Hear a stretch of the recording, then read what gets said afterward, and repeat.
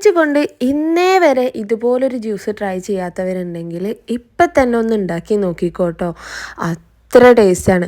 ഈ സാധനം ഉണ്ടാക്കിയിട്ട് പെരയിൽ കുട്ടികൾ തല്ലായിരുന്നു കേട്ടോ. അവർക്കിട്ട് തികഞ്ഞിട്ടുമില്ല. അത്രയും ടേസ്റ്റാണ് കേട്ടോ. ഒരു തവണയെങ്കിലും ഒന്ന് ട്രൈ ചെയ്ത് നോക്കണേ. ഓറഞ്ചും അതുപോലെ തന്നെ നമുക്ക് പാൽപ്പൊടിയും വേണം. നല്ല ക്രീമി ആയിട്ടുള്ള ഭയങ്കര ടേസ്റ്റുള്ളൊരു ജ്യൂസാണ് കേട്ടോ ഇന്ന് നമ്മൾ കാണിക്കാൻ വേണ്ടി പോണത്. ഈ ഒരു ജ്യൂസ് ഉണ്ടാക്കാൻ വേണ്ടിയിട്ട് ഒന്നുകിൽ ഫ്രിഡ്ജിൽ വെച്ച് തണുപ്പിച്ചിട്ടുള്ള ഓറഞ്ച് എടുക്കുക. അതല്ലാന്നുണ്ടെങ്കിൽ പുറത്ത് വെച്ചതായാലും കുഴപ്പമൊന്നുമില്ല. പക്ഷേ എടുക്കുമ്പോൾ നല്ല മധുരമുള്ള ഓറഞ്ച് നോക്കി എടുക്കുക കേട്ടോ നല്ലത്. ഒരുപാട് പുളിയുള്ള ഓറഞ്ച് എടുക്കണ്ട. അപ്പോൾ ഇതാ ഇതുപോലെ നമുക്ക് അല്ലി ഒന്ന് ആക്കിയിട്ട് മിക്സീൻ്റെ ജാർക്ക് ഇട്ട് കൊടുക്കുക. എന്നിട്ട് അതിലോട്ട് മധുരത്തിന് ആവശ്യമായിട്ടുള്ള പഞ്ചസാര ആഡ് ചെയ്ത് കൊടുക്കുക. ഞാനിവിടെ 2 ടേബിൾ സ്പൂൺ പഞ്ചസാര ചേർത്ത് കൊടുത്തിട്ടുണ്ട് കേട്ടോ. 1 1.5 ഓറഞ്ച് ഇടാം. ഇനിയിപ്പോൾ 2 ഇട്ടാലും കുഴപ്പമൊന്നുമില്ല. ഇനി നമുക്ക് അതിലോട്ട് 10 രൂപൻ്റെ ഇതുപോലത്തെ ഒരു അമൂല്യൻ്റെ പാക്കറ്റ് പാൽപ്പൊടിയാണ് കേട്ടോ ഞാൻ എടുക്കുന്നത്.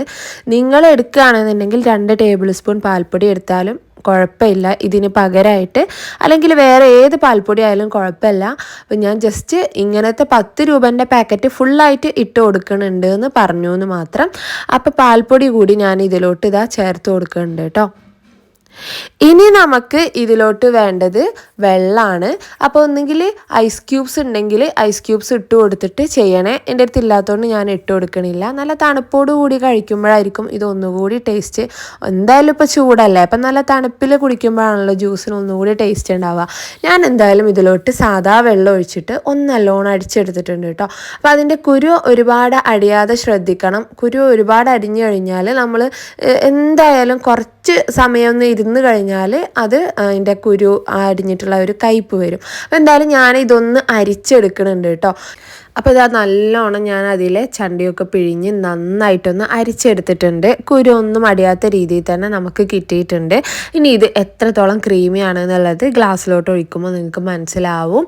പിന്നെ ഈ ഒരു ജ്യൂസ് ഉണ്ടാക്കിയ ഉടനെ തന്നെ കുടിക്കണം. ഒരുപാട് സമയം റെസ്റ്റിന് വെക്കരുത് കേട്ടോ. ഫ്രഷായിട്ട് അപ്പം തന്നെ കുടിക്കുന്നതായിരിക്കും ഏറ്റവും നല്ലത്.